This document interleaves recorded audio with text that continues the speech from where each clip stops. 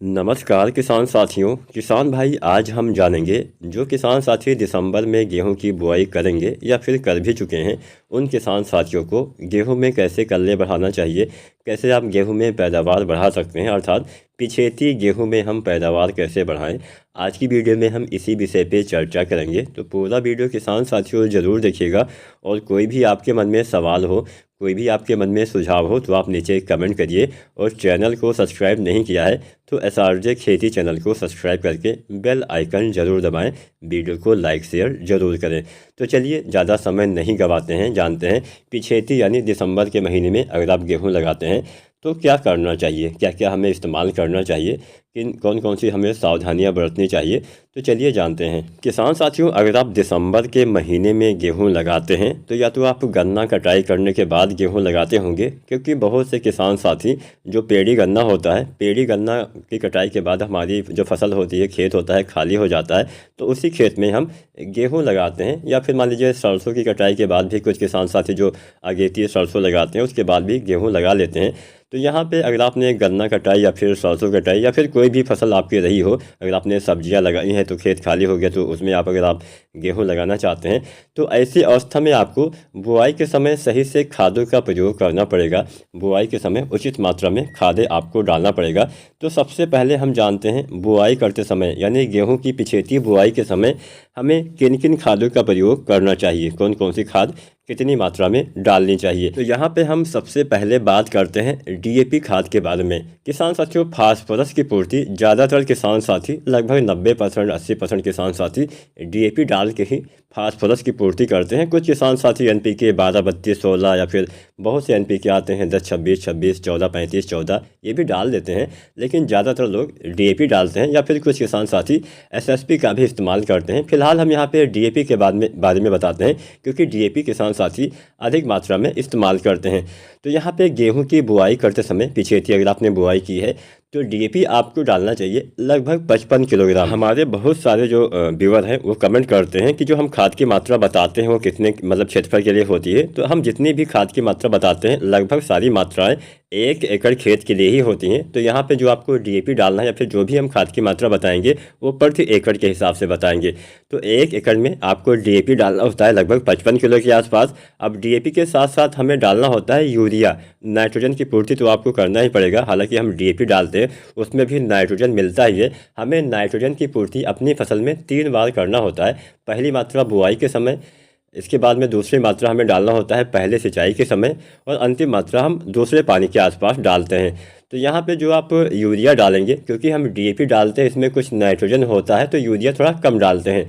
तो यूरिया हम डालते हैं लगभग मान के चलिए बुआई के समय 20 किलो 22 किलो या 25 किलो तक हम यूरिया यानी आधा बैग यूरिया हम गेहूं की बुआई के समय डीएपी खाद के साथ डाल देते हैं। तो यहाँ पे हमने यूरिया के बारे में आपको बता दिया। नाइट्रोजन की पूर्ति किए बिना कभी भी आपको किसी भी फसल में अच्छा पैदावार नहीं मिलेगा। नाइट्रोजन हमारे पौधे के वृद्धि के लिए काफ़ी ज़रूरी होता है। वानस्पतिक विकास के लिए नाइट्रोजन काफ़ी आवश्यक तत्व माना जाता है।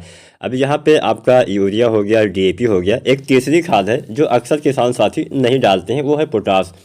अब पोटास के वैसे तो बहुत सारे फ़ायदे होते हैं, पैदावार बढ़ाना है तो पोटास का भी प्रयोग आपको करना चाहिए। हालांकि थोड़ा महंगा ज़रूर होता है, लेकिन अगर आप इस्तेमाल नहीं करते हैं तो इससे भी नुकसान ही होता है। अगर आप इस्तेमाल नहीं करते हैं तो आपके दाने पतले कमज़ोर होने की समस्या हो सकती है। वैसे तो बहुत सारे नुकसान होते हैं, मुख्यतः दाने पतले कमज़ोर, उपज कम रह जाती है।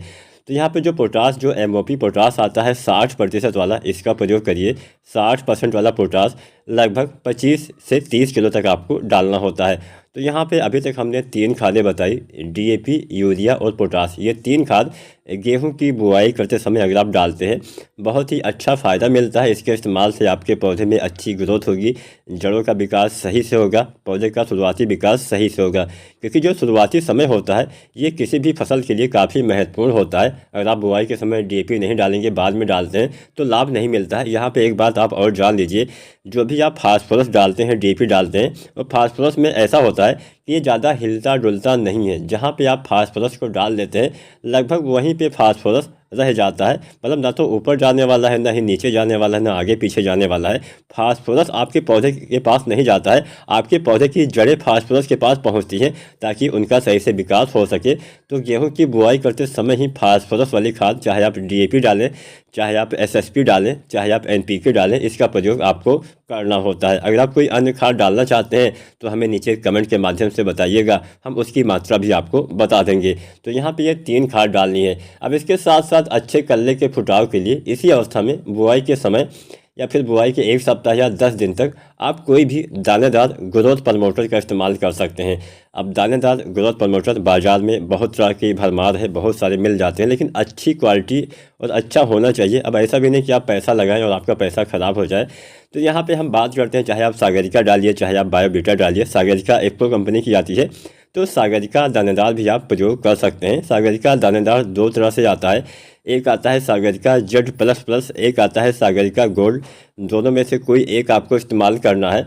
अब सागरिका गोल्ड में क्या होता है कि इसमें ह्यूमिक एसिड और फ्लोरिक एसिड भी होता है, जिससे जड़ों का विकास और तेज़ी से होता है। तो जितना भी आपका बजट हो उस हिसाब से आप चयन करिए। सागरिका Z++ में बहुत सारे सूक्ष्म तत्व यानी माइक्रोन्यूट्रिएंट्स पाए जाते हैं। तो दोनों में से कोई एक लगभग 10 किलो प्रति एकड़ के हिसाब से गेहूं की बुआई करते समय, अंतिम जुताई करते समय, या फिर अगर आप बुआई कर चुके हैं और आपने बुआई के समय नहीं डाला है तो लगभग 1 सप्ताह या 10 दिन तक बुआई के बाद आप सागरिका दानेदार या फिर कोई भी दानेदार वाला ग्रोथ प्रमोटर अपने गेहूं में इस्तेमाल करेंगे तो लाभ मिलेगा। बहुत देर में डालेंगे। अब ऐसा नहीं कि हाँ आपने बुआई कर दिया है, फसल 1 महीने की हो गई तब आप डालेंगे तो लाभ मिलेगा। तब आपको दानेदार वाला नहीं डालना है। इस अवस्था में तब आपको लिक्विड वाला डालना है, जो मैं आगे आपको इसी वीडियो में बताने का प्रयास करूँगा। तो ये तो होगा कि हाँ हमें बुआई के समय क्या क्या करना है। इसके बाद बारी आती है पहले पानी की। गेहूँ में पहला पानी वैसे तो हम 20 से 30 दिन तक लगाते हैं। अब 20-25 दिन पे आपको जो अगेती बुआई की जाती है, मतलब जहाँ पे नमी की कमी जल्दी हो जाती है, वहाँ पे 20-25 दिन पे पहला पानी लगा सकते हैं। या फिर इससे पहले भी अगर नमी की कमी हो जाती है तो आप 18-19 दिन पे भी सिंचाई कर सकते हैं। लेकिन अगर आप देर से बुआई करते हैं, अच्छी खासी नमी आपकी बनी हुई है, तो 25 से 30 दिन पे पहला पानी आपको लगाना चाहिए। हल्का हल्का पहला सिंचाई करना है। इस बात का भी आपको किसान साथियों ध्यान रखना पड़ेगा। अब गेहूँ में जब हम पहला सिंचाई करते हैं, इसको हम बोलते हैं CRI स्टेज, यानी इस अवस्था में मुख्य जड़ों का विकास होना शुरू होता है। जब हम गेहूं की बुआई करते हैं तो जो प्रथम जड़ों का निर्माण होता है वो पौधे के शुरुआती विकास के लिए होता है। अब जो ये द्वितीय जड़ आप इसको बोल सकते हैं, मतलब मुख्य जड़ इसी को बोला जाता है। अब ये जो जड़ निकलेगी इसी से आपके पौधे में अच्छे कल्ले आएंगे, इसी से आपके पौधे में बालियाँ दाने आएंगे, मतलब अंत तक यही जड़ आपकी सही से काम करेगी, अच्छे से काम करेगी।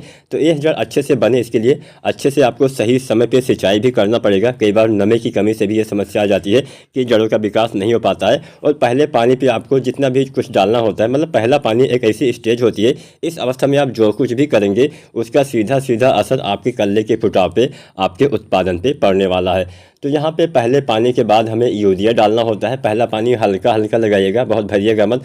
पानी भर देंगे तो फसलें पीली हो जाएंगी। तो पहले पानी पे आप डालिए यूरिया 40 से 45 किलो। साथ में आप डाल देंगे, क्या आपको डालना है जिंक 33% वाला, लगभग 5 से 7 किलो जिंक डालिए। या फिर 21% वाला अगर आप डालते हैं तो लगभग 8 से लेकर 10 किलो जिंक डालिए। इसके साथ आप डालिए सल्फर 90% वाला, लगभग 4 या 5 किलो। ये 3 खाद पहले पानी के बाद आपको इस्तेमाल करना है। अगर आप इन खादों का इस्तेमाल करेंगे तो अच्छे कल्ले का फुटाव होगा, अच्छी हरियाली आएगी, अच्छा आपको लाभ मिलेगा। मान लीजिए बुआई करते समय आप पोटास ना डाल पाए हो या फिर फास्फोरस की पूर्ति सही से ना कर पाए हो, तो इन अवस्थाओं में पोटास और डीएपी डाल के इसकी भी पूर्ति आप कर सकते हैं। हालांकि डीएपी आपको बुआई के समय ही डालना है, तभी आपको ज़्यादा लाभ मिलेगा, इस बात का ध्यान रखिएगा। अब पहला पानी तो आपने लगा दिया, आपने डाला यूरिया, आपने डाला जिंक, आपने डाला सल्फर। इसके बाद में हमें क्या करना होता है, अगर फसल अच्छी नहीं है तो आप एक एनपीके डाल दीजिए 19-19-19, लगभग 1 से 1.5 किलो। अब जब आप एनपीके 19-19-19 डालते हैं तो साथ में आप चाहें तो सागरिका तरल का भी इस्तेमाल कर सकते हैं। जो सागरिका लिक्विड आती है इसकी आपको लगभग 250 ml से 500 ml मात्रा 1 एकड़ खेत में डालना होता है। इसके साथ एनपीके 1 से 1.5 किलो डालिए। दोनों का अलग अलग बर्तनों में घोल बना के आप प्रयोग कर सकते हैं। इसका इस्तेमाल 30 दिन या 35 दिन तक करेंगे तो अच्छा लाभ मिलेगा। इसके बाद में जब हम दूसरा पानी लगाते हैं तो हम डालते हैं फिर से यूरिया 40 से 45 किलो। इसके बाद बालियाँ निकलने से पहले आपको डालना चाहिए एनपीके 052-34 1 से 1.5 किलो, जिससे बालियों का निर्माण अच्छे से हो। अब जब आप 052-34 डालते हैं तो साथ में आप डालिए बोरोन। जो बोरोन आता है 20% वाला, लगभग आपको 100 से 125 ग्राम डालना होता है। बोरोन डालने से पोलिनेशन अच्छे से होगा, जिससे सभी दाने में अच्छे से, मतलब दाने का भराव अच्छे से हो पाएगा। तो ये 2 खादें बालियाँ निकलने से पहले गबोट अवस्था में आपको डालना होता है। इसके बाद जब गेहूं में बालियाँ निकल आती हैं तो आप डालिए NPK 0050। 1 से 1.5 किलो कोई भी NPK डालना है तो इतनी ही मात्रा में डालना है। और जब भी आप कोई भी खादों का प्रयोग करिए उस समय मिट्टी में आवश्यक नमी होनी चाहिए। नमी ना हो तो पहले सिंचाई करें, उसके बाद ही कोई खाद डालेंगे तो अच्छा लाभ मिलेगा। तो यहाँ पे हमने गेहूं की बुआई से कटाई तक अंत तक आपको बता दिया क्या क्या करना है, कौन कौन सी खादों का इस्तेमाल करना है, कैसे आप कल्ले बढ़ाते हैं, कैसे आपको यूरिया, कितना जिंक, कितना DAP, कितना पोटाश डालना है, कितना NPK डालना है। अगर आज की वीडियो, आज की जानकारी पसंद आई हो तो वीडियो को लाइक जरूर करना और चैनल को सब्सक्राइब नहीं किया है तो सब्सक्राइब भी करें। धन्यवाद।